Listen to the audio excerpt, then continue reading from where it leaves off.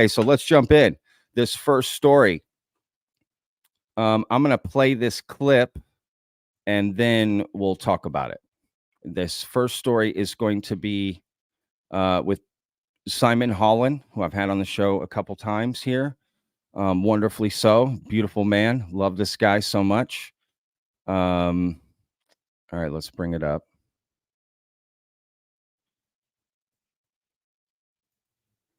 And he is going to be talking about this signal, which I have covered, right?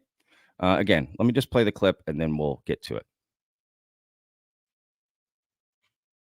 Get how it works. It's now just one of 3 phased array telescopes that can hear the details that you and I want. So that's as far as Armstrong in the Netherlands are prepared to go with me for you. I thought, until they emailed me this, here for the first time on my social media channel is the signal from BLC1.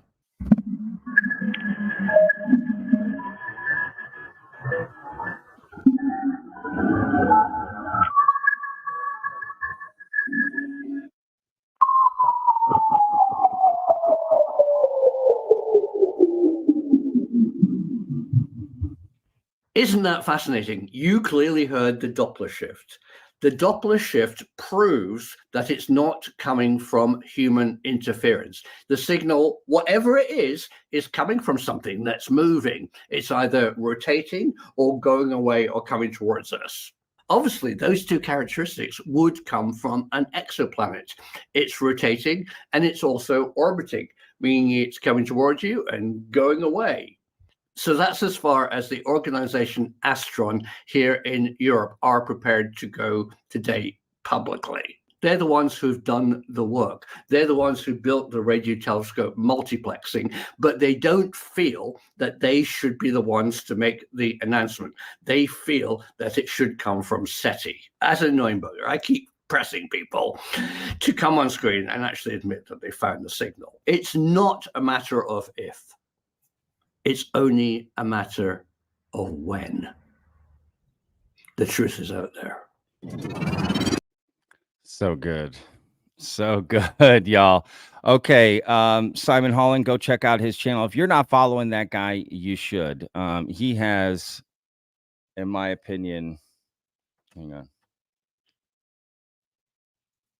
He's got the best YouTube setup. I love his studio so much. You have no idea.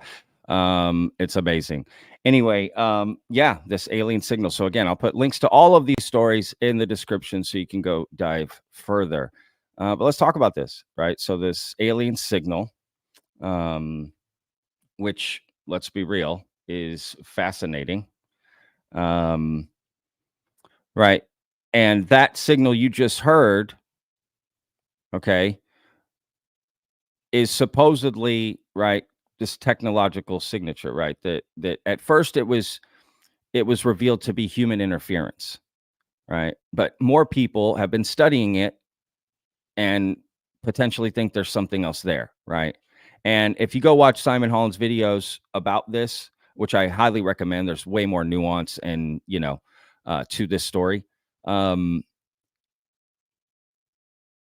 They want SETI to make this announcement, right?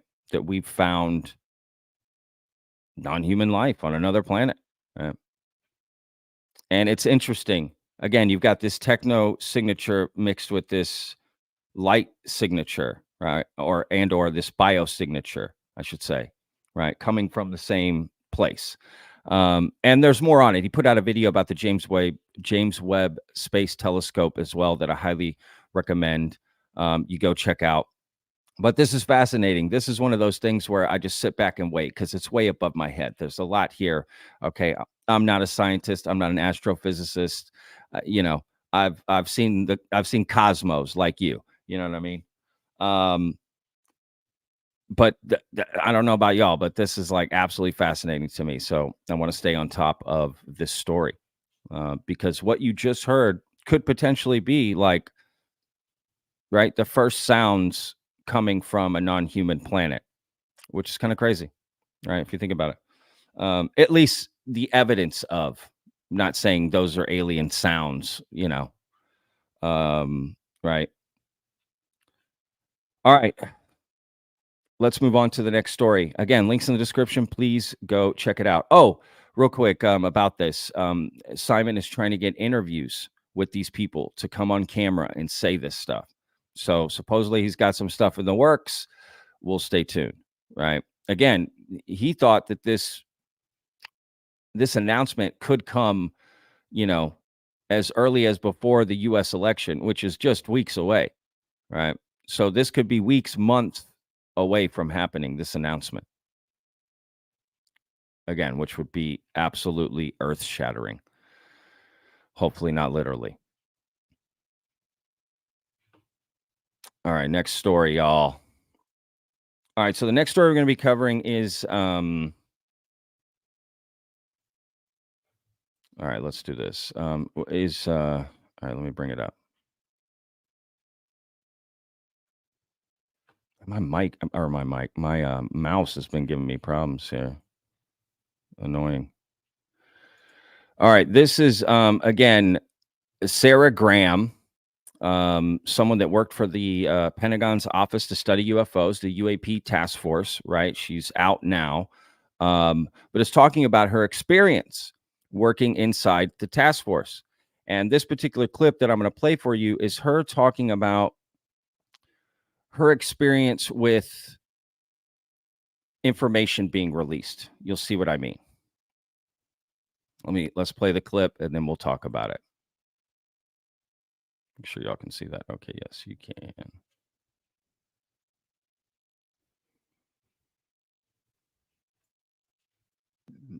So did you see the jellyfish video that Jeremy Corbell released during your time at the task force?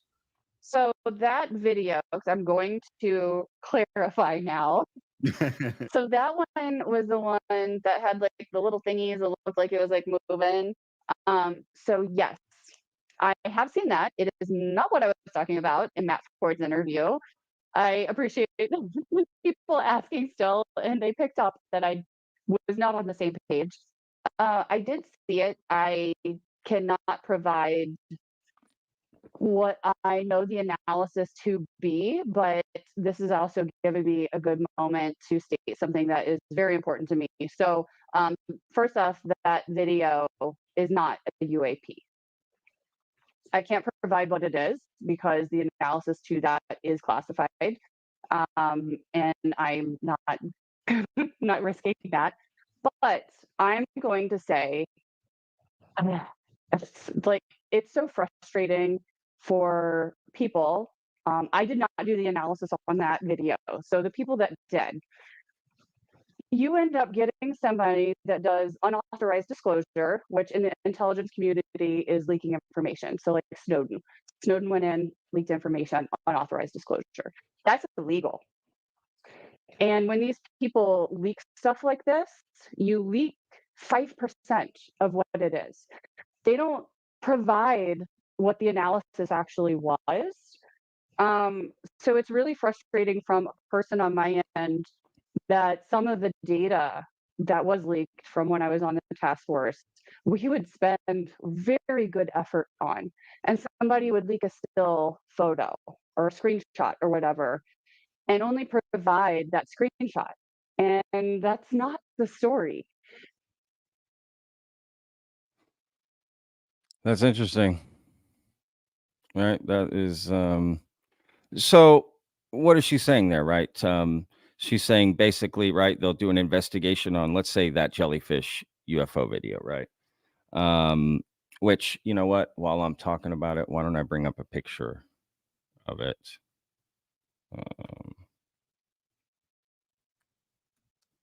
Should have had that ready, y'all.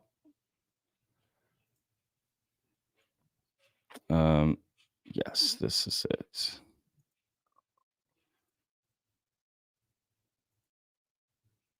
Okay.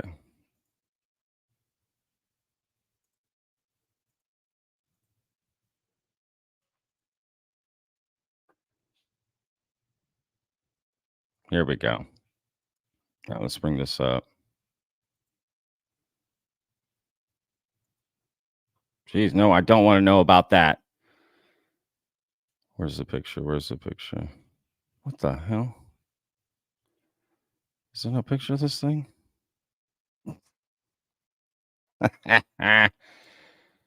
Okay, let's see here, y'all. It's this one right here. I want to let me bring this up. There we go. Oh, it keeps taking it away every time I bring up that picture. Okay, that is killing me. Hang on, hang on.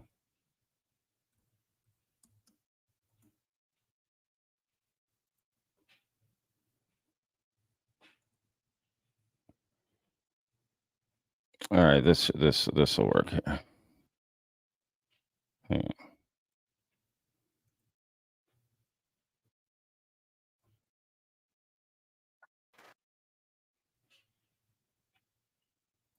Okay, okay. Pardon me, y'all. Stay with me.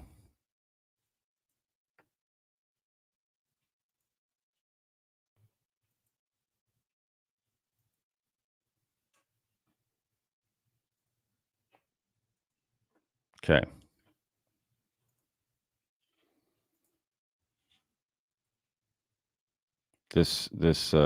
That picture right there, right?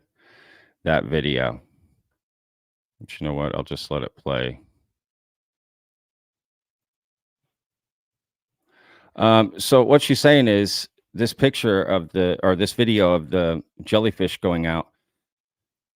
Not all the context got released. The analysis of this video did not get released. So, right. So Sarah is saying that it's frustrating if you're inside the task force and someone just releases the video, right? But you don't get the whole context. You don't even get what they confirmed it to be or whatever, right? They did an analysis and figured out what it was. And she couldn't say what it was, but she did say it's not a UAP. So it's not unidentified. They have identified it. Now, I guess to be fair to the whole thing, they could have identified it as alien, right? Non-human.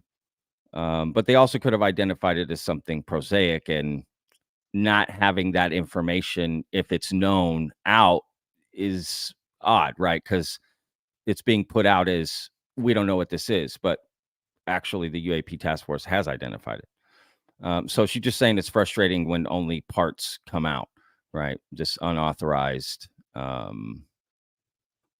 release, right? Yeah, that's interesting, right? So, I don't know the full story. I'm sure Jeremy could add more context to that, to be honest with you. I'm sure there's more to the story, right? But from her perspective, having worked in the task force, that's what she's saying. So anyway, go check out that interview. I put a link in the description to the full interview. If you notice the audio was a little off, that's just how it is. I think he tried to fix it as much as he could. Vinny Adams, the guy who was interviewing her. So that was not on my end, but please go check it out. And I've been there with the audio stuff, so I get it. So I don't know. What does that say about this jellyfish UFO video? Basically, Sarah's saying there's way more to this, and it's been identified, and it's not a UAP. Right, it's not a UFO. That's interesting. All right, let's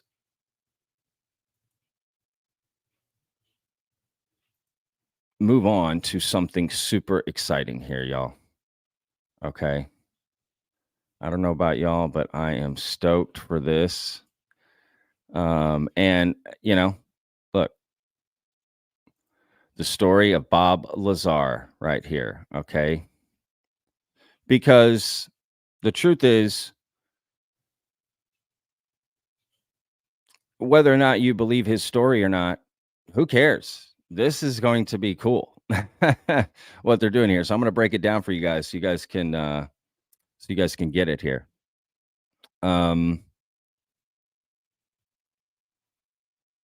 Basically, it's called Project Gravitaur, right? And it's about Bob Lazar. Look, they got this DeLorean, right? And basically, they're going to be doing a documentary on Bob Lazar, but also producing this phenomenal VR experience of Bob's story, right? Of seeing the craft, right? The sports model, working on it, like everything. You'll get to see through his eyes in this VR experience that they've spent years on, created brand new tools for. It's absolutely insane what they've done for this. And to be fair, like, I would love to see more famous UFO experiences become VR experiences where you could experience exactly what they did, at least visually, audibly, and emotionally in a lot of ways, right? Absolutely amazing. So what we're going to do is I'm going to throw on this little trailer here. We'll watch that, and then we'll talk a little bit more about it.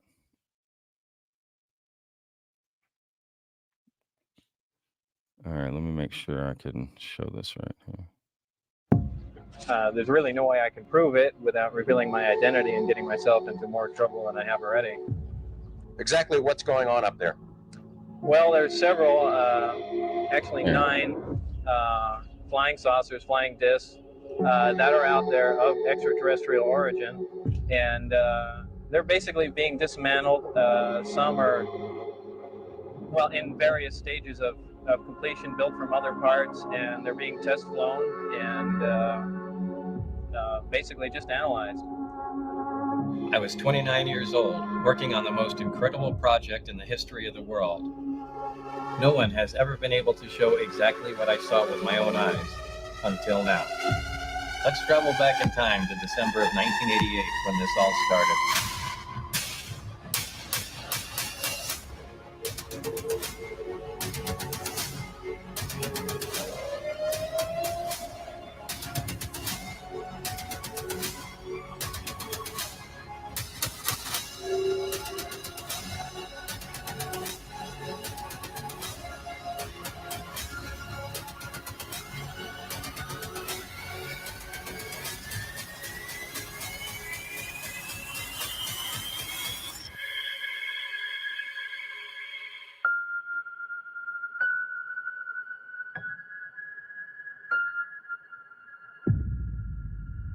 Yo. Come on, y'all. There you go. Look at that. And look, I'll put a link in the description to the website. They've got a YouTube channel too, where they're talking about behind the scenes stuff about all of this and everything. It looks amazing. All right, looks amazing. Again, got, this documentary coming out here, right? Exclusive interviews, brand new revelations. Let's go. Where is? Yeah, it's going to be cool. Here we go. This is what they say. Project Gravitaur, envisioned by the director in close collaboration with Bob Lazar, is a groundbreaking 3-part endeavor. The documentary, the VR experience, and the book are all aimed at finally presenting Bob Lazar's story in the most realistic and accurate way possible. Love it. Love it. Love it. Again, regardless of what you think, right, it's going to be sick. And I think, again, I would love to see other UFO experiences, right? Tell me in the comments which one, Travis Walton, right? Roswell, like, right? How great would these VR experiences be? Rendlesham Forest, the Tic Tac, being a fighter pilot, right? And having the UFO experience, like, you know what I mean? And not just made up ones, real ones, right? So you can experience exactly what they did and how you might feel about it. I think that would be really cool. It would take the understanding of this topic to another level, right? And someone told me quite interesting about this in my Discord yesterday. Pardon me, I can't remember who, but they explained that the guys designing, right, the VR experience for Bob, like, they went off of his memory, right? Because they're inside secret facilities. They don't know, right? They don't have any reference to base it off. But everything Bob said lined up perfectly within this, like, architectural space, building out this VR, right? And basically, if you didn't know it, actually, how you wouldn't know. You would make mistakes on where things were, and right, like, does that make sense?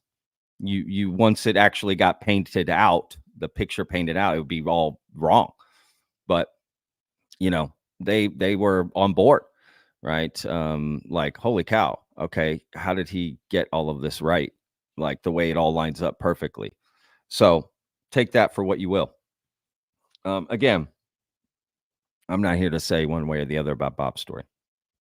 I think it's fascinating, but I can understand some of the trepidations about his story, for sure. But either way, this is going to be a great project. So shout out to these guys for throwing this together. Again, link in the description. Go check it out. We got to move on, guys. We got more stories. All right, let's get to Weaponized. All right, give me a second here. The newest episode of Weaponized. Speaking of George Knapp and Jeremy Corbell. Jeremy Corbell famously did that documentary about Bob Lazar. George Knapp famously brought out Bob Lazar first, right? Reported on it first. So they recently did a podcast episode on their podcast, Weaponized. And let's bring it up because there was a lot of talk, and there's a lot to this episode, right? I'm just going to play a short clip here and then kind of talk about it a little bit.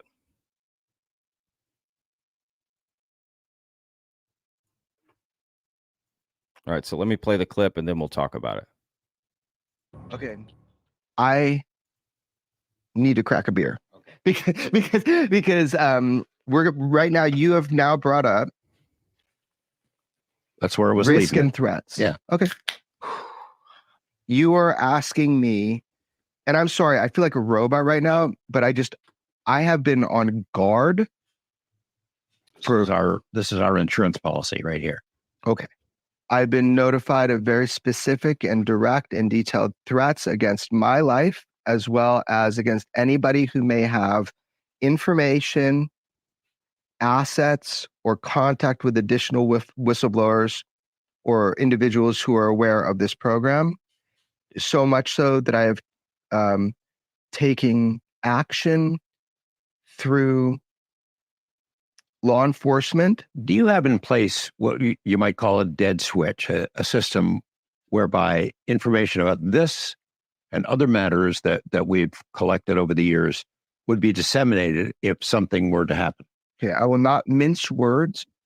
We have had in place for quite some time, unrelated to this story of Immaculate Constellation, that if you or I are removed from the equation, that you have absolute, uncontrolled, catastrophic disclosure of information that would be dangerous to the United States of America, that would be dangerous to global policy, that would be dangerous in many ways.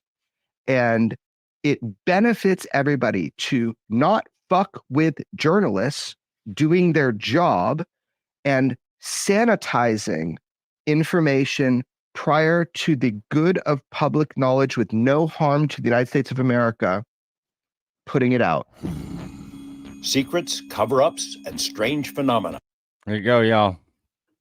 Link in the description to the full episode. But as far as I understand that, right, let me just steel man that back. Like, what did I hear? What did you hear from that? I heard that if something were to happen to George and Jeremy, that they have some information that would go out, specifically Jeremy, right, to the public, right? This what they call a dead man switch, right? And I remember we talked about this in our Discord. I was asking, are there any real world examples of dead man switches? Like, show me in history a dead man switch that got released, right? And nobody could think of one. So maybe if somebody could let me know, because I find that interesting. Has that ever happened in history somewhere? I would like to know. That's interesting, but scary, right? If Jeremy and George are getting like death threats and serious threats, of course that is unfathomable, and scary and terrifying, and they should take any precautions they feel necessary. Bottom line, I don't really have an opinion one way or the other about this. I heard a lot of opinions about people saying them saying this, but if you have seriously had death threats to your family, I'm sorry, but that's up to you. You got to do what you need to do to protect you and yours. And I'm not sticking my neck in there. That has nothing to do with me. I would do what I needed to do for my family, regardless if you think Jeremy's got something or doesn't have something, or he's full of shit or he's not full of shit. Who cares?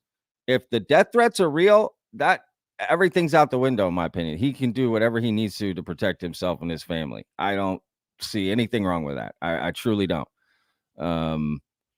Even if you think, when it comes to your family, there is no basic risk assessment. If you just think there's a 1% chance you're going to do something, you know what I mean? Or, 1% chance that something's going to happen, you're going to do something. You're going to take precautions. I don't see anything wrong with that. Better safe than sorry. If he contacted law enforcement, he's letting people know, he's keeping people informed. I don't see the issue there.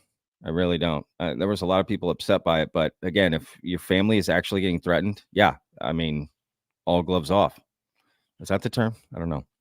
But I understand it. So again, it's a great episode. They talk about Immaculate Constellation, right? This program, and there's a lot in there. They also show the trailer for George Knapp's new Netflix documentary that's coming out. That looks amazing. A 6-hour series. Okay, some people are asking, is it just a movie or what? One-off? No. 6 hours. So I would assume they're going to drop it in 6 episodes, 1 hour each, right? That would be my guess. And it looks fascinating. Looks absolutely fascinating. I recommend you go watch the trailer, because in the trailer, and I'm going to save it. I'm not going to show it to you here because I don't have it pulled up, but there's an image they show quickly for like a second, split second, not less than a second, of this like UFO photo that no one had ever seen. This image that no one had ever seen. Is it a video? Is it a photo? I don't know, but it looks crazy. You'll see there's trees. It's like in a clearing, and right above the trees, there's this black, uneven shaped UFO.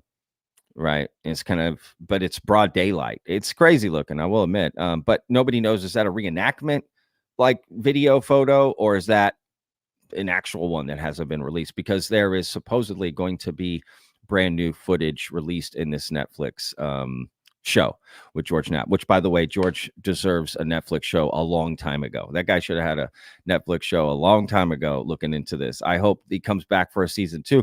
He deserves to have one. He's a perfect guy to go out there and look into. Again, he can report on it. You decide what to believe or not. You decide. Up to you, right? And yeah, I can't wait for that. So again, link in the description. Let's move on to the next story, which is what do I have? Oh, Need to Know. Okay, so this is the Need to Know podcast with Bryce Sable and Ross Coulthart talking to Richard Dolan, right? And we got a lot of big names on the show today. All right. So again, I'm going to play the clip and then we'll talk about it. Let me turn off this closed captioning. I do this because I want to. I do this because I'm personally fascinated by it. And whether it's 30 years ago or today, I'm trying to satisfy my own curiosity. That's honestly my journey. And if there are other people who want to come along for the ride and say, wow, I like what he has to say, wonderful, join me. And I'm happy to share what I've learned. I know, when I started doing this in the 1990s, I did allow myself, I will admit this, naively to entertain the idea that maybe what I do will be the sledgehammer that cracks open the wall of secrecy. I did allow myself that fantasy for a while in the 90s. I don't entertain that.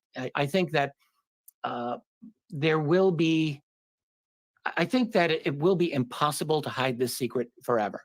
So I do think something's going to give. Just like the song says, something's got to give. But when and how much, this is something I don't know. But I don't personally invest the my own value as a researcher into whether or not we succeed with full disclosure. I would like for that to happen. I think that would be a good thing.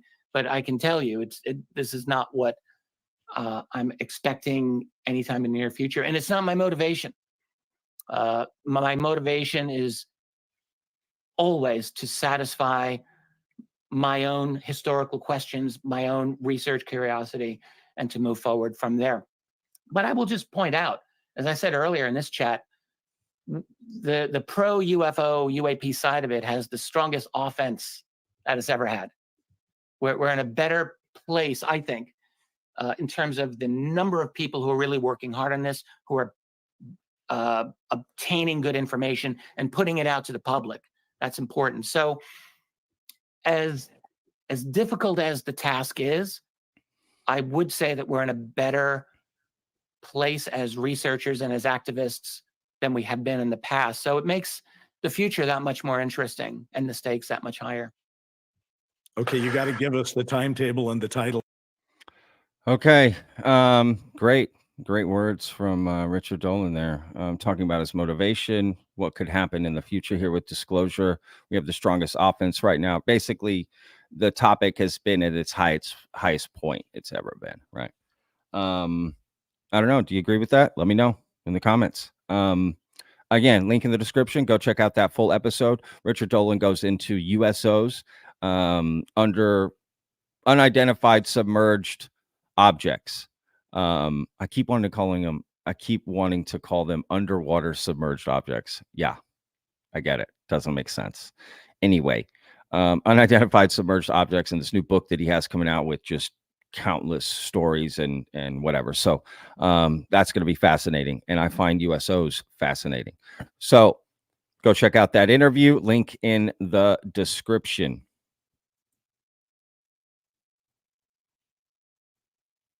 All right, let's move on to the next story, which is, okay. Oh, this is a good one. Okay, so this is, there was a debate in Nevada for a Senate race, and George Knapp got to ask a UFO question. Right? This is what we want, right? So talk about, real world.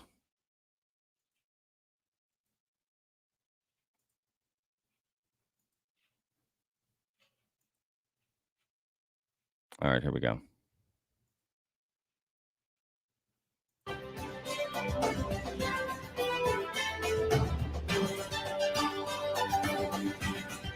And welcome back. Now we want to go to a topic that was made famous right here in Southern Nevada. Our chief investigator, George Knapp, who many of you may know as the UFO reporter, has our question.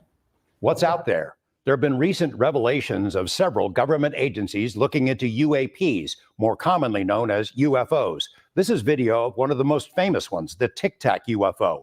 We don't know what that is, but it appears to be a matter of national security. The Pentagon says all of these instances can be easily explained. New UAP hearings are slated for both the House and the Senate. Do you support more UFO transparency? And should Congress create something independent of the Department of Defense to conduct the research? So, Ms. Rosen, you'll have 1 minute here. Should Congress do its own independent investigation into UFOs? Well, this is a topic that we have talked about. I sit in the Armed Services Committee, and we know that as your video showed, Area 51 is here in Nevada, in the center of Nevada, and it's a top secret military site. I do think it's important that we do our independent investigation. Of course, in the Senate, we are responsible for oversight. We have committees in both houses. I do think it would be important to see what we're doing there and if there is any merit to this. Mr. Brown, you have 1 moment here to respond. Should Congress do its own independent investigation into UFOs? Well, I think I'm just as curious as anyone. I'd love to know what's going on. I never saw any sort of technology like that when I was in the service. I'm not sure I fully trust Congress, to be able to figure it out. Maybe Elon Musk can. But when we talk about secrets, here's the sort of secrets I think Nevadans deserve to know about. And that is why Senator Rosen has violated the Stock Act multiple times. As someone who has a $15 million trust, whose net worth went up 61%, while most of us are suffering with the higher prices and less take-home pay. We're worried about paying rent, putting food on our table. Some people even having to leave the dignity of retirement and go back to work. We want to know, what is Senator Rosen trading on, and why does she have hundreds of thousands of dollars of big pharma stock while she continues to profit and we suffer? Ms. Rosen, let me give you 30 seconds here to respond. Okay, so that had nothing to do with UFOs. That guy did not answer the question at all. Bad move, dude. Should have answered the question there respectfully, but she did, and that's interesting, right? And those kind of questions should be asked. It's like she kind of deflected and whatever. You could tell she probably is not into the topic, but is trying to give the best political answer, right? And the other guy just completely did not want to talk about that at all, right? So I don't know. I think it needs to be asked more and more so that people do develop an answer that they want to give and have a position, because that's really what becomes the problem here, is that politicians need a position to pivot off of with this, right? They need to develop a position based on something, whatever they base it on, right? Research from their staff or something to give them a position, because it's something that constituents care about. So now you need to have a position on it. And when you're asked, you can then give that position. But right now, people don't know what to say to that. Right? They pivot to something else, or they pivot to some, you know what I mean? But not specifically about UAP and what should be done. Very few, right, have a position on that. And again, more people need to talk about it so that these politicians will develop a position and have an opinion on the policy that they would enact about this. Because right now they're just taking it as like, do you like Coke or Dr. Pepper? It's not a serious question to them. I'm glad it's getting asked. And George Knapp did a good job of presenting sort of, he focused on the government aspect of it, right? This approved video getting released, right? Of a UFO, right? Regardless of what you think it is, no way to confirm exactly what's in there in that video, but so it's still a UFO. So anyway, that's my opinion on that. But again, I'm glad it got asked. So great job to George Knapp. All right, speaking of, oh gosh. Okay. All right. The next video is, oh man. Okay. Look, we got to play these things. Okay. So be prepared. This is probably going to upset some people. But nothing I can do about it. I'll play the clip and then we'll discuss. All right. So this is, you know what? Again, just going to play the clip. Pentagon press briefing, October 17th, 2024, with Press Secretary, Air Force Major General Pat Ryder.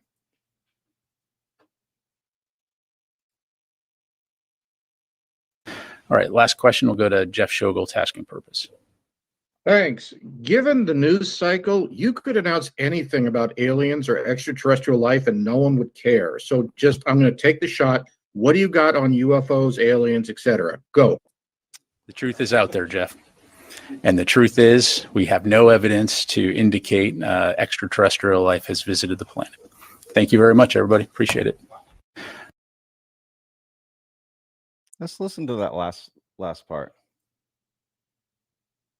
And the truth is, we have no evidence to indicate extraterrestrial life has visited the planet.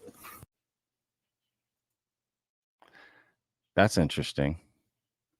I don't know if it means anything, but what did he say specifically? We have no evidence that extraterrestrial life has visited the planet. They're not saying there's no evidence of extraterrestrial life, or that we haven't visited with them. I don't know. I'm just throwing stuff out here. But I'm just saying that was a very interesting, specific answer to that question, which you didn't really have to think about. right? We have no evidence of extraterrestrial life that has visited this planet. I don't know. I found that answer interesting. But a lot of people were upset by that, and I get it. Oh, let me bring this back up.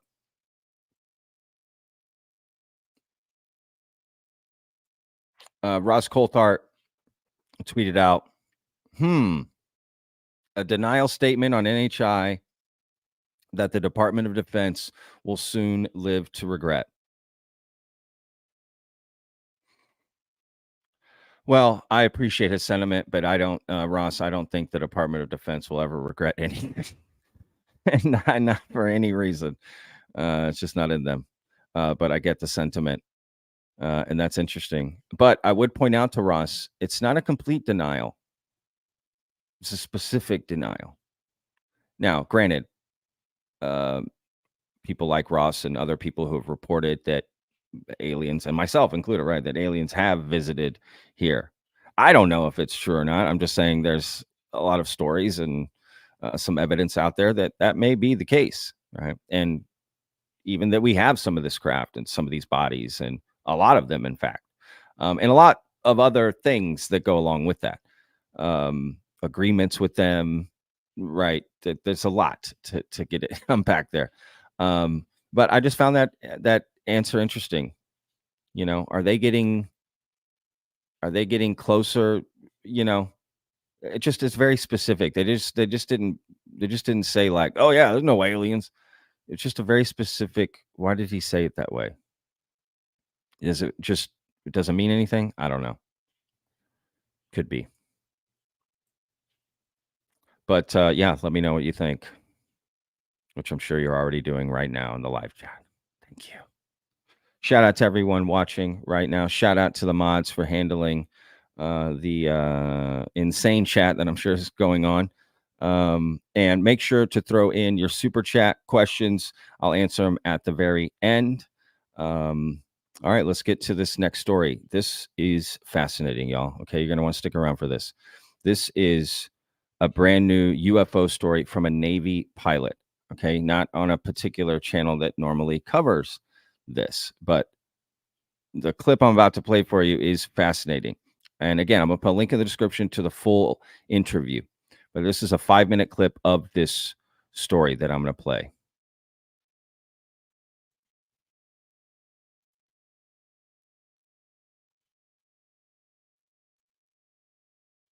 I'm going to play the clip and then we'll talk about it.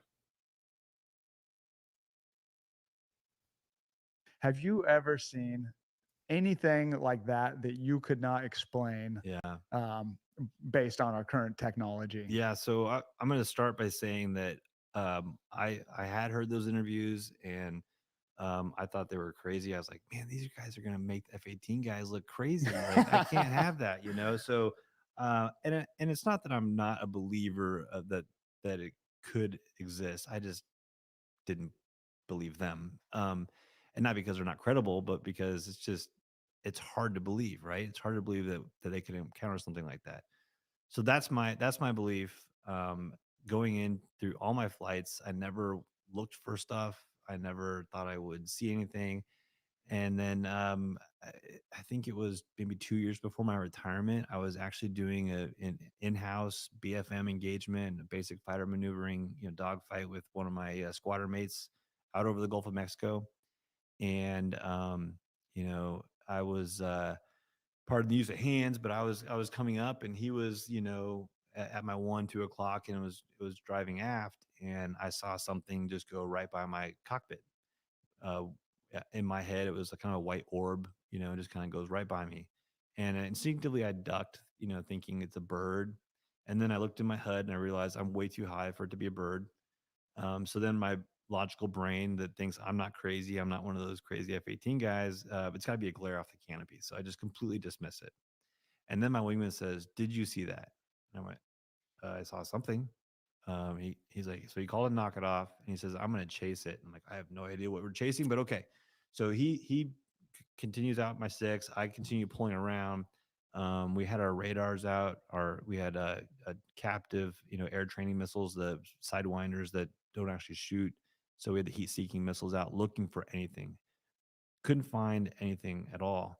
And so now I'm thinking, okay, it's probably a weather balloon, maybe something that just is in the atmosphere, just floating around. We just passed it. And the whole way back to New Orleans, I'm thinking like we just completely wasted this training mission, over a weather balloon or something. And we get on the ground, and my wingman explains it to me and says that this thing went past my jet, turned, and then followed me. And he initially had asked, like, did you put out flares? And I was like, no, I didn't have any flares in my aircraft, because he saw something bright kind of come out the back of my jet, but then it turned. And I was like, that doesn't make sense. So then we sat in the debriefing room with models, and we're trying to, like, okay, if we're moving this fast through the air and something's stationary, like, we were trying to figure out how to debunk this thing, and we just couldn't figure it out. We pulled in a couple other guys. Another guy who's a Top Gun grad comes in and says, hey, I got a buddy that works for, the Office of Naval Intelligence, and there's a whole task force at the Pentagon tracking this stuff. There's a form you can fill out. We're like, really? So we went into the skiff, and we found this form. We filled it out, put in our narrative and all the information they asked for, and we sent it, not thinking anything about it. And then the next day, a guy from the Pentagon calls and says, hey, I want to give you and your whole squadron a classified briefing. And we're like, okay. And my commanding officer comes to me and says, if I see little green men in this brief, I'm just going to flip.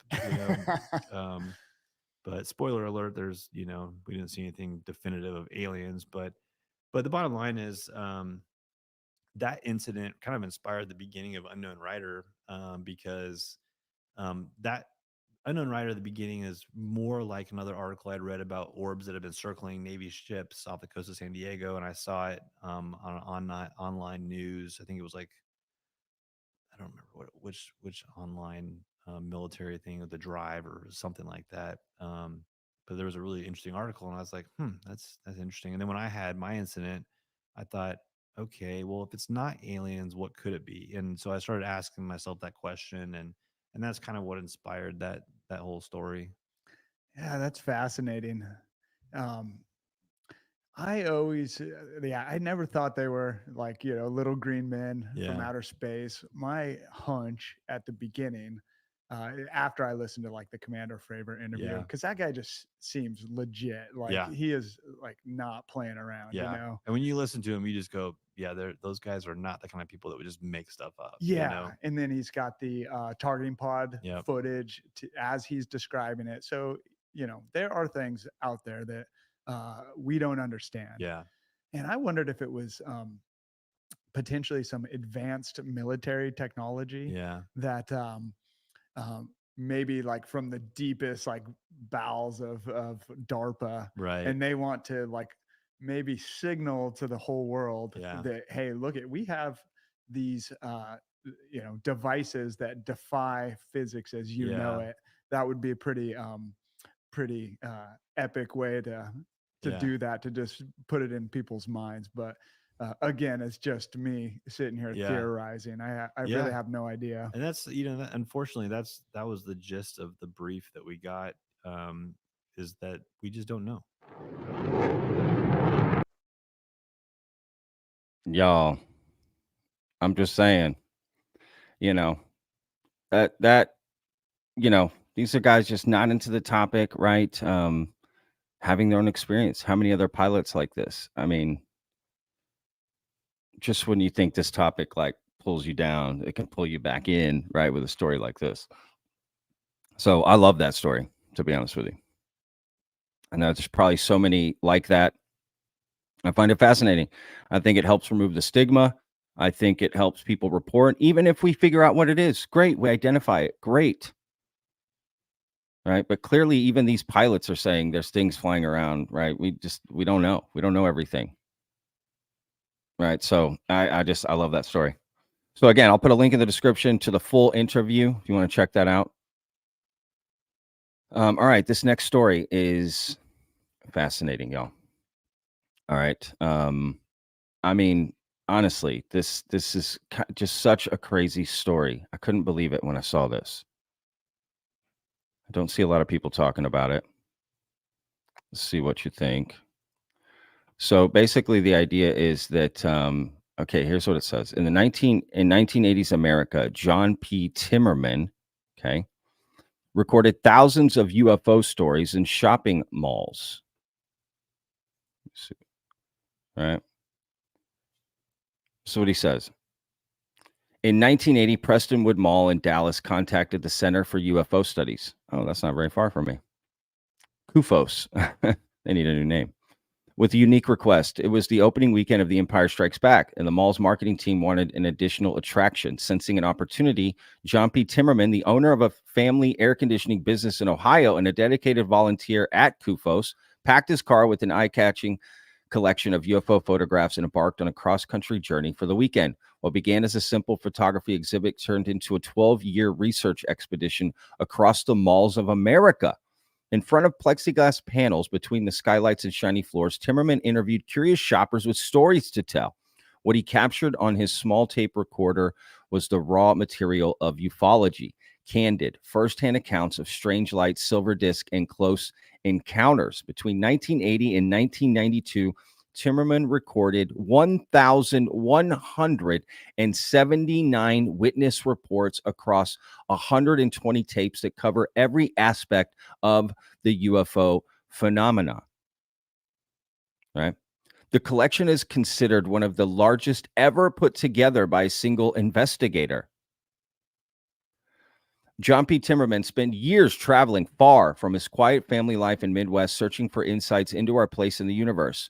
What he found among the hum of escalators and muzak was connection or contact with thousands of ordinary people all searching for the same thing. All right, and I'm going to play just a little teaser here. All right, again, I'm going to put a link in the description and go check this out. How insane is this? Over 1,100. Just fascinating. Here we go. Wait, make sure you can hear this. Okay, yeah. As best as I can recall, and I know my mind's very hazy on part of this, it seemed to be just like a dull gray metal color with no symbols, no markings, no hatches, no windows, no anything. And again, it's so hard to know these things, but I would say it was like at the most 40 feet across. And when I say it hovered, that's hardly a good description. I mean, it was like frozen in space. It didn't bobble. It didn't make any noise. It was like a painting. I mean, this thing just went, and it was there, and it wasn't moving, and it was frozen in space. And I was very excited about this because even as a little boy, I'd always thought if there are any such things as UFOs and beings from other places, I want to be one of the people to meet them. And I used to stand out in my backyard when I was like 8 years old and say that, look up at the sky and say, if you're up there, don't pass me by. I'm here to be interviewed or whatever. And at that instant, I remembered that. Wow. I knew this was my moment. This was happening. And I had no fear at all. How crazy is that? So imagine 1,179 of those kind of stories, right? Just how many more didn't get recorded? This is just one guy. Is this not insane? Does this not just show you the vast amount of stories, untold stories that are out there? I gotta admit, this was kind of mind-blowing to me in a lot of ways, this story, because it just goes to show, I mean, how many people are seeing things and have seen things. How can it all just be bullshit? You know, if you don't believe in former government officials coming out and telling you about UFOs and we have crashed in body, and okay, I get it, right? Very reasonable to be suspicious of that. But when you've got millions of people, probably tens of millions, hundreds of millions, right, throughout history and across the globe with probably these untold stories, I mean, it just changes things so radically, right? It's kind of insane if you think about it. All right, let's get to the last story here. This is fascinating. Man, we got a lot of great stories today, I gotta admit. All right, this last story is Danny Sheehan talking at Yale, okay, recently, put out by the New Paradigm Institute. And this one aspect of the presentation, again, I'll put a link in the description so you go check out the full presentation. But let me bring it up here.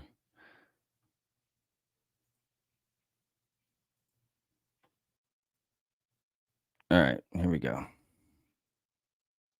Talking about, you know what? I'm going to play it, and then we'll go from there.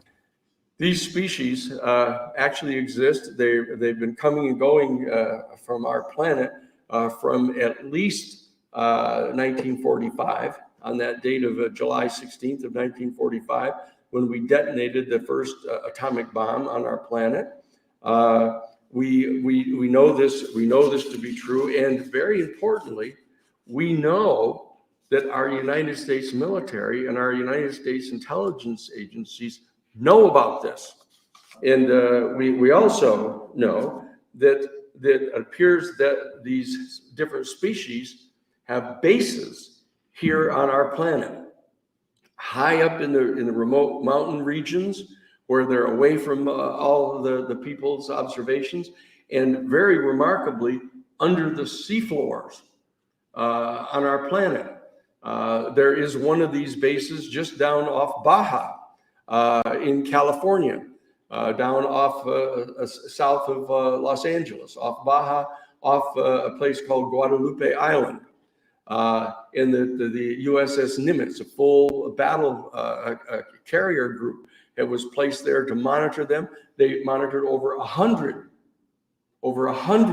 of these UFOs coming and going, coming down from outer space and going under the water at that spot, being monitored under the water by the nuclear submarines that were attached to the USS Nimitz battle group. They've analyzed this. We know that there's a base down there. The former four-star admiral of the United States Navy, Tim Gaudet, who is the head of NOAA, actually asserts that they have a good faith belief that there's a base underneath the seafloor there off Baja. Very, very importantly, that members of these species have in fact been abducting human beings over the past 75-year period. They actually appear over people's homes in the night. They actually take people into custody involuntarily. They actually involuntarily remove egg cells from females, sperm cells from males.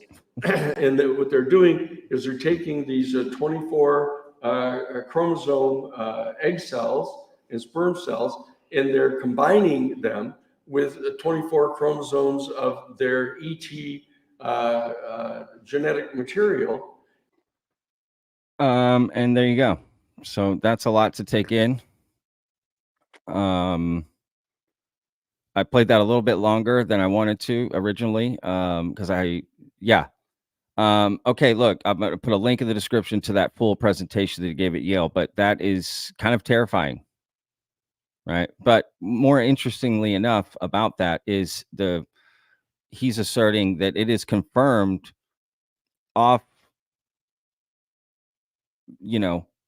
the western coast, the southern coast of America there, right? Up Baja, I believe he said, Baja, California, right? There is an underwater base there under the seafloor, so not like on top, not like it, Aquaman style. We're talking, you got to go into the seafloor. So I guess there's a cave system or so. I don't know how this works, but this is where the Nimitz encounter happened, and lots of other encounters have happened there. So that's interesting. But he's saying that Tim Gallaudet has confirmed that. Did I hear that right? I mean, that's fascinating. Right? That's very interesting. But then to go into like they're abducting people, I don't know about this abduction thing. Like, unless that's like absolutely confirmed, I don't know. Is that right to talk about that? And like, does that scare people, right? Like, unless, I guess, to say we believe maybe this is happening, but like it sounds very definitive, And again, I love Danny, and I love having him on the podcast and talking to him. And this is how I would start the conversation with him if he was here, right? Like, is it okay to talk about these things like this if we're not definitively sure? Let's just set in like unnecessary fear, because how could you not be fearful of that? You know, how could you not have some sort of fear about this if you hear that, right? And so I don't know about that. That's interesting. I just trying to break that down in my head, right? What do y'all think? Let me know. Um, I'm unsure of that. Again, unless we're just so definitively positive about this, right? Because he said they're taking you against your will, against your consent. That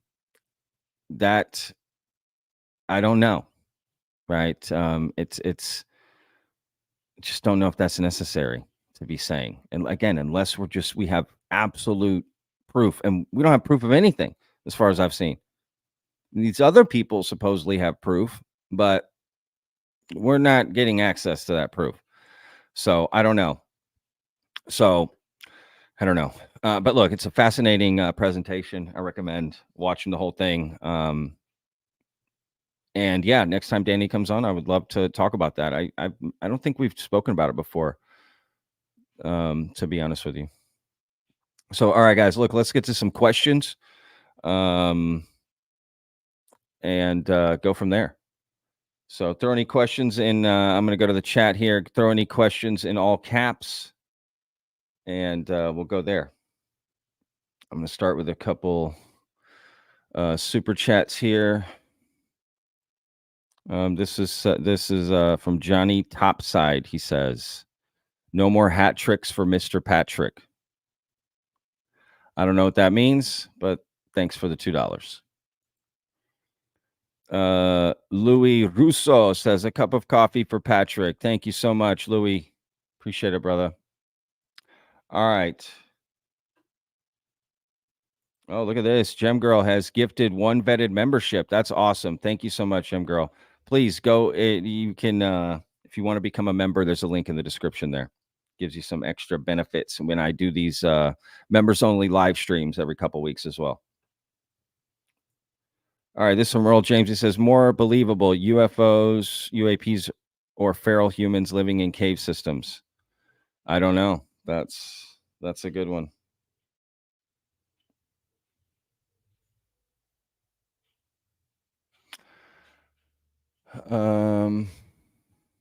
This is UAP Library vetted. Could we watch film from the box? It is just over a minute or so. I don't know what that is.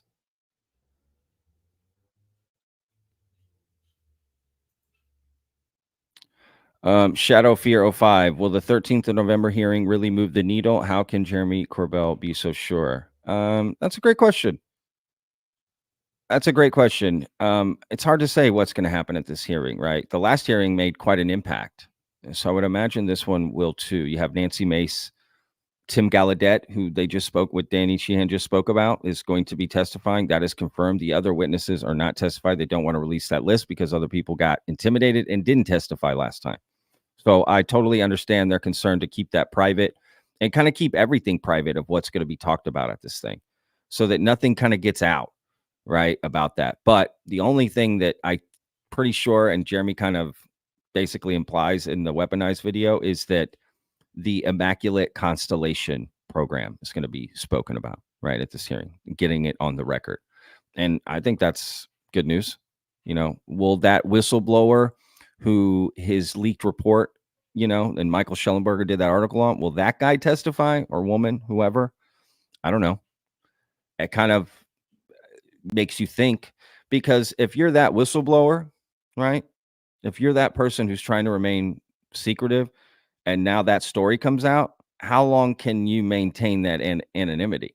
You're going to be looking over your shoulder the entire time. So it may have been a way, put this story out about a month before the hearing, right? Not reveal the name so that that person doesn't get intimidated, and then come and testify.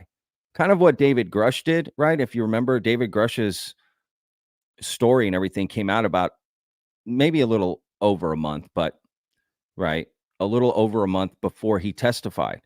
and he probably got some pushback about testifying, but he did it anyway, right? So maybe to avoid that, this new whistleblower is like, okay, put out the story, but let me keep my name off of it. I'll testify. Now I'm out, right? Kind of wait. I don't know. Just I'm spitballing here, right? But that's a great question, Shadow.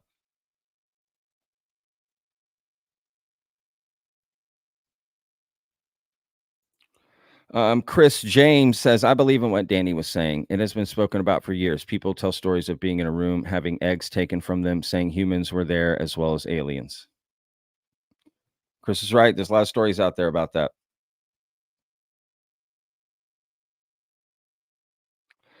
Angela says, I may have missed this in a previous video, but Patrick, have you ever seen a UAP? Oh, that's all right, Angela. Yeah, I mean, okay. Totally understand. I have answered that plenty of times, but I don't mind answering it again. I have not seen a UAP myself. I have not seen, I've never had a UFO experience or extraterrestrial experience, any sort of, contact experience. But I look up more now than I ever did before, that's for sure. Will that happen one day? I hope so. Not gonna lie. But great question. Fred Bowen says, should we offer the aliens some good barbecue? You're damn right. And Hurtado Barbecue would be a great place to start. Okay. Oh my gosh, I'm getting so behind here on comments. All right. Legend says, Legend, thank you, brother. Do you think aliens are interdimensional time travelers or just from other planets? By the way, you rock, dude. You rock too, Legend. I mean, could be all three.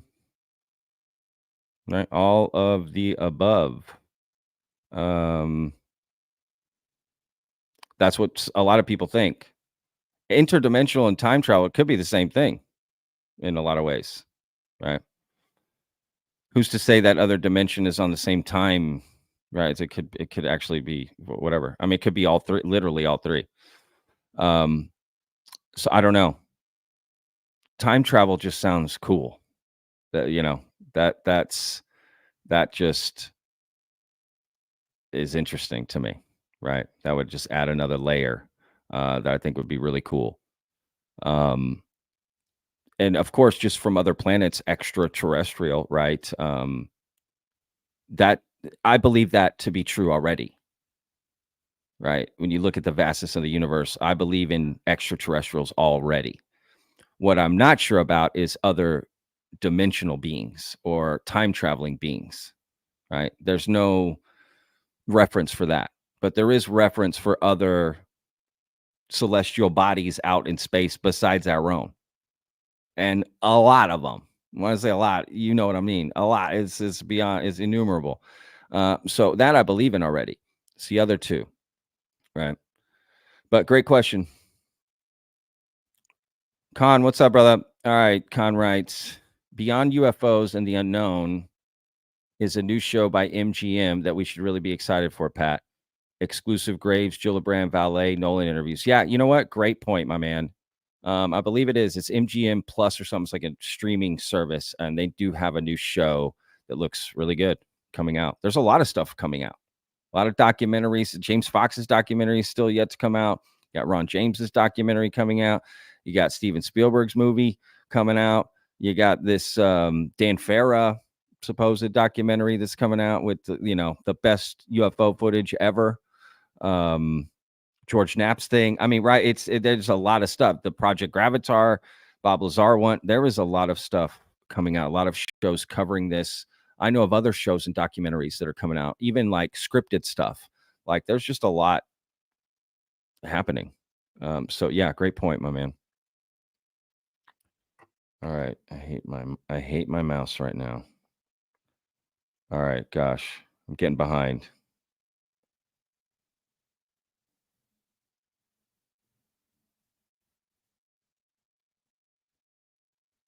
Okay, here we go. Patrick, if there was a species making global contact soon, what species often talked about or else would you bet on? That's actually a great question.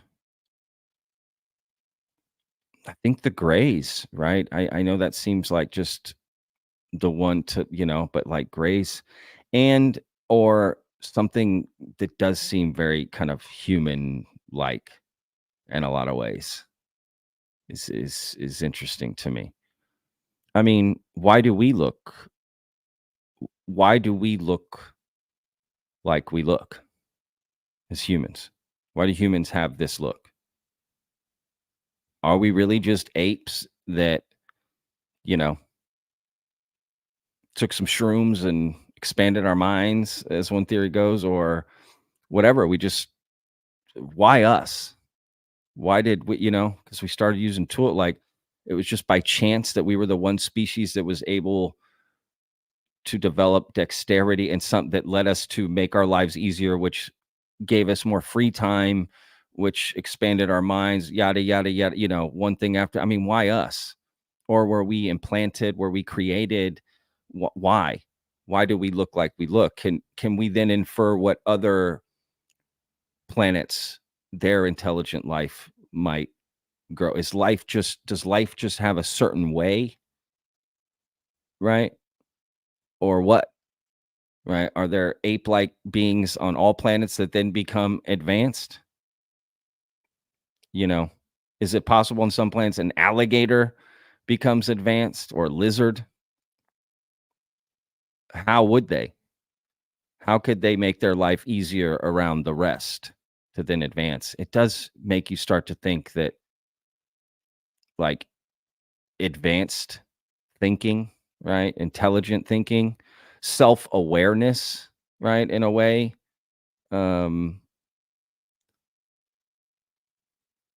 is that something that has to be sort of implanted in a being, right? Like, but then you have to think, well, where's the origin of that?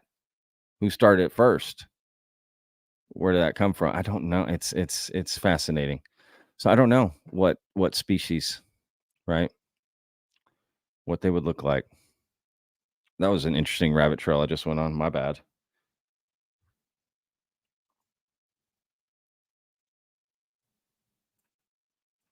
Alfred Miller says, Patrick, do you think there's any correlation between the missing 411 phenomenon and the UAP phenomenon? Yeah, absolutely. I think there could very well be. In fact, the video I did yesterday with the help of Daniel Clancy, shout out to Daniel, about the Min lights, there's supposedly some correlation there. Can't really be confirmed, but supposedly, allegedly, there's a lot of missing people. Now, that's in Australia, but you get my point.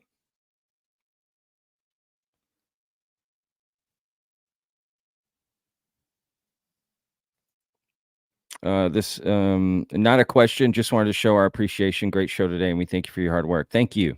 I do it for y'all. Team effort here, y'all.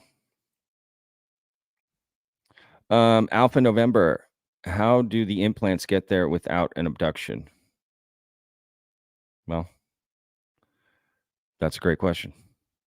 I definitely do not have the answer, but yeah, I see your point. I mean, if we're just spitballing, they could be implanted by spheres or orbs that come near you. I don't know. I mean, if we're just spitballing, right? Or the alien comes down to you and just implants you in bed. They don't need to abduct you to do it, right? It's kind of like planting evidence, if you will. I don't know. Again, I'm just spitballing.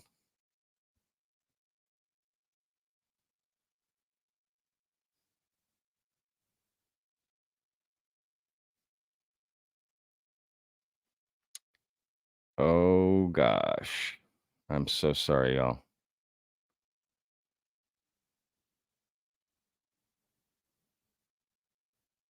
No. Heiser says, is it okay if I go to work now? Tell the vetters how awesome our Discord after parties are. Heiser. No. Cannot go to work now, of course, my man. Yeah, Heiser. Heiser's the man. Heiser is the man. Yes, our Discord after parties are kicking, dude. Almost every day. What am I saying? Every day after our video premieres, people jump in the open mic in our Discord and have lengthy, in-depth conversations. I mean, it happens every single day. They can go for hours and hours and hours. And there's all kinds of things. People come in there and hang out, We had Gino from the Y-Files in there hanging out with us for hours the other day. During the Weaponized podcast, him and I went and went into the live chat. He went in under Y-Files. I went in under Vetted, right? We did the live chat. Then we came back to Discord and hung out. We've had people whistleblow in there, tell a story. Gosh, you know what? I haven't even said this. I'm just going to say this publicly. I'm not confirming anything. I'm just saying this is what happens in the Discord after parties. This guy had come in there and he said he was former military, wouldn't give his name, but he told this crazy Tic Tac story, right? And, Pavel from Psychoactivo is looking into him, right? Trying to vet him because I didn't want to, because I remember, I don't want anonymous sources. He didn't want to go public. So I don't want to have those kind of conversations. But he told that in the Discord after party, right? We've had people give presentations. A NASA citizen scientist is giving presentations on space and how they do pictures and stuff. I mean, it's crazy. I'm telling you, these after parties in Discord, if you haven't joined already, it's free. They're fascinating, right? And it's for nothing. We just there. It's just, there's no monetization. It's not about anything like that, right? It's just about hanging out as a community, as the vetted community. So I highly recommend it. Good luck at work, Heiser. Chaser says, can you ask the chat how many have seen or had an experience? I just did. How many have seen or had an experience? That's a great question.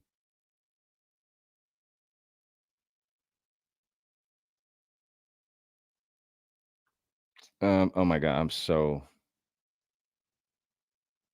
okay. I'm really behind on questions. Let me see if I can get caught up here.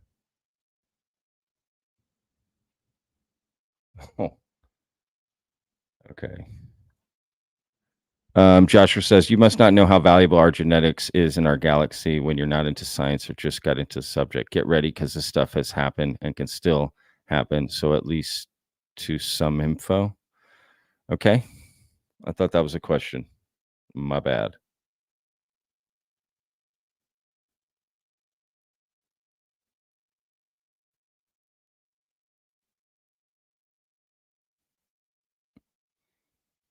I need to have somebody help me with this. Yeah.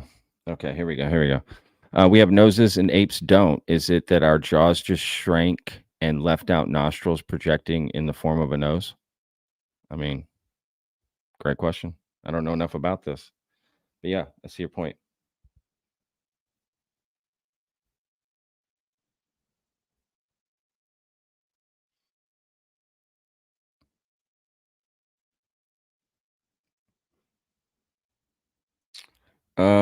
What are your thoughts on ancient bloodlines and those bloodlines mixed with alien DNA? I don't know. I've read and heard and seen things about this idea. It's just one of those things like, yeah, okay. I don't know. Show me the proof, right? Like, yeah, is it possible? Of course. I just, is it likely? It's hard for me to tell, how am I supposed to know what's likely in the unknown? You know what I mean? I have no idea. To calculate that is impossible. I can only go off what has happened already. But yeah, that's again, why are we intelligent? Was it just by chance? And that chance happens a lot throughout the universe. But why are we so different from every other animal on this planet?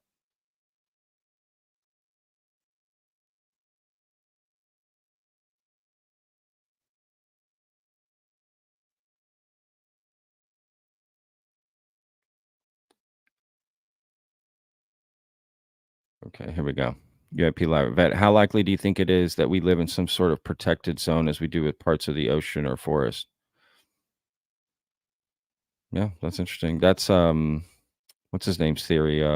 Patrick Jackson, who I had on the show. Go check out that interview where he lays out his theory, right? That's what he thinks, right? That this ultra-terrestrial civilization, right? Ultra-terrestrial meaning that they live on this planet with us, right? But we don't see them. They live underground, essentially. And they have all the spheres and orbs you see are this sort of there's many types of them, but basically there's millions of them across the planet that are sort of this planetary defense system, right? That sort of cover us all connected, right? This constellation of spheres, if you will. And that we're in that protected zone, right? We're in that it's to protect the planet, not necessarily humans, but the planet. But yeah, I mean, it's whatever our true reality is, we don't know the full extent of it. The same way that reality has grown in scope, right? That will happen again, in my opinion, right? Where early humans didn't even know about other parts of the globe, right? They're just like their little piece, right? And then as we start to expand, we realize, oh, the earth isn't flat. Oh, it goes around. Oh, we're a globe. Oh, we're a planet. Oh, there's a sun. Oh, here we are. Oh, we're this far away. Oh, look at the universe, the space. Oh my God, there's space. Then microscopic world, right? We're just like, holy shit, what the? We don't know. What is the extent? What's the next break in reality? What will that be? I don't know. Earthman, Earthman, I love it. Have you listened to the Lacerda files? Oh, that sounds so familiar. I feel like I have. I can't piece it together right now. But I'm sure if I was told, I would recognize that potentially. That sounds so familiar, though.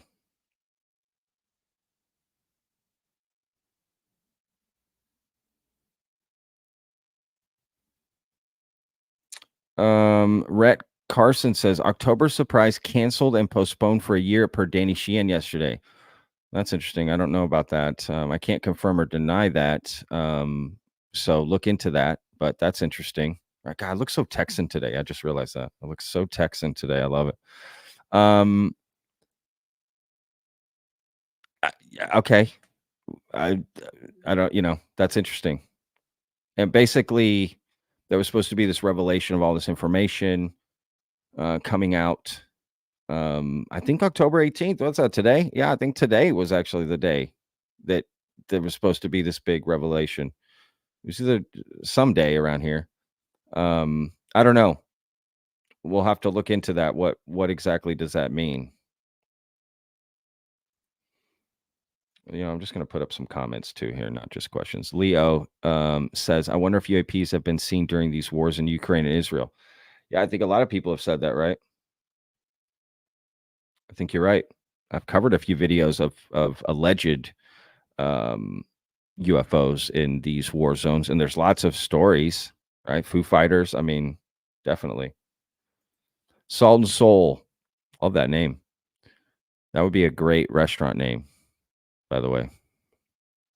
If you had the chance to interview an NHI, what would be the first question you would ask?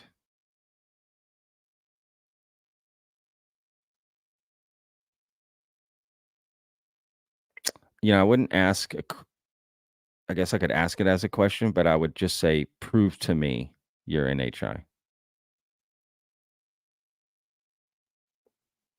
How can you prove to me you're not human? Because I would need to know that first. I would have to have that confirmed. I don't know. Was that a weird question? Maybe not what you were asking for. My apologies. Oh, okay. Here we go, y'all. Marky, you're the man, Marky. Do you think this is all a simulation and that eventually we will become the AI? Maybe then we will know the true of our origin and disclosure won't need to happen. Yeah, absolutely.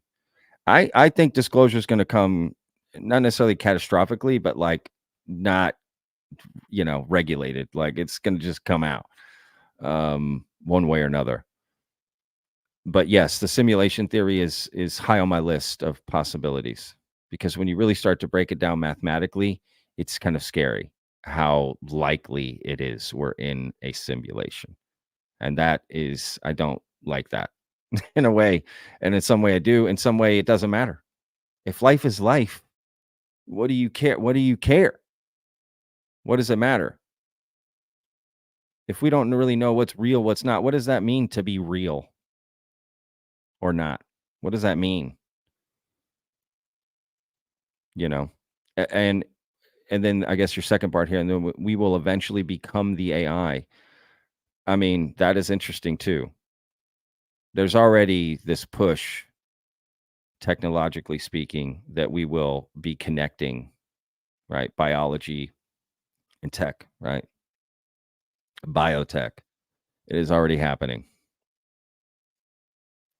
Yeah, that's but definitely along the lines of disclosure won't need to happen, right? I totally agree with that. UFOs around the world says tinfoil hats soon to be taken off or strengthened. You might need better tinfoil hats. Jake, not from State Farm, became a YouTube member. Awesome, Jake. Welcome aboard. There's an initiation you got to go through. No, I'm just kidding.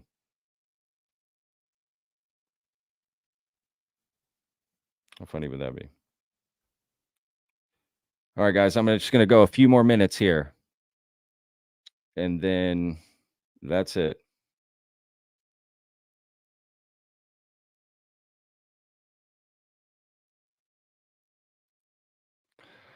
This is from Todd.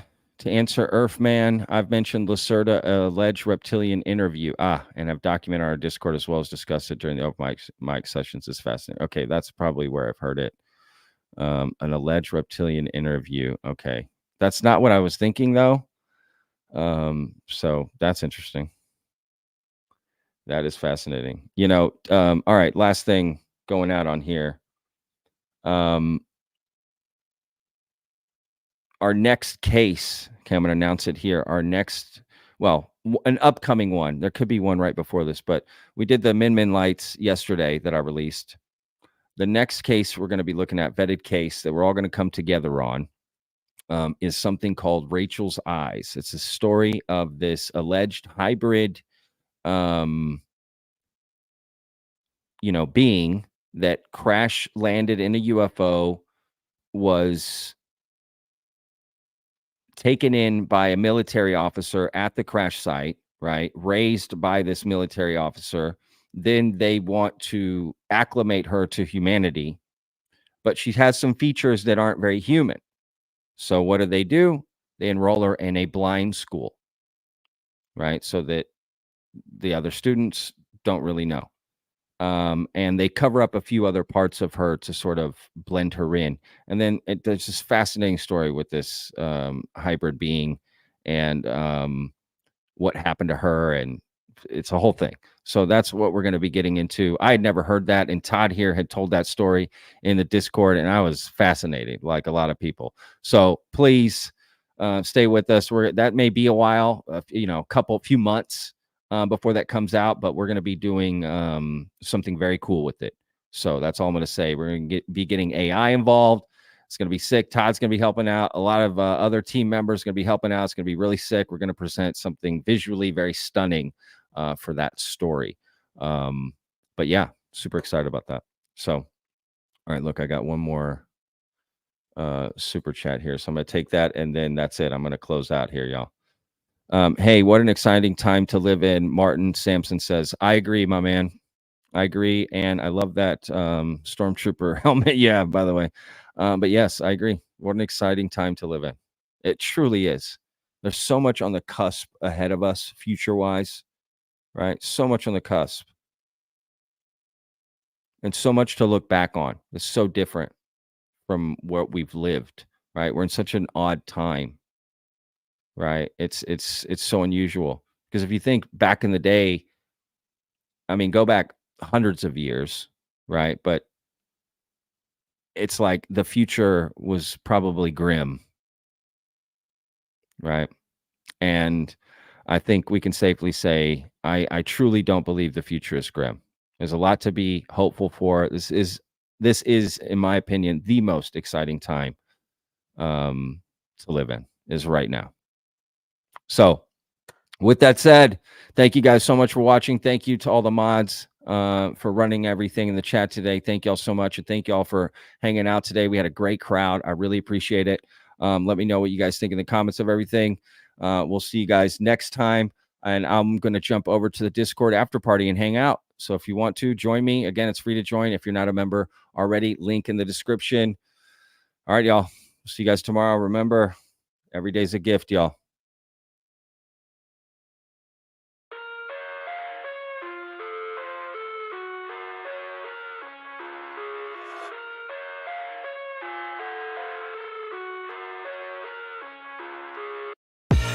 I live inside my own world of make-believe. Kids screaming in the cradles, profanities. I see the world through ice covered in ink and bleach. Cross out the ones who heard my cries and watched me weep.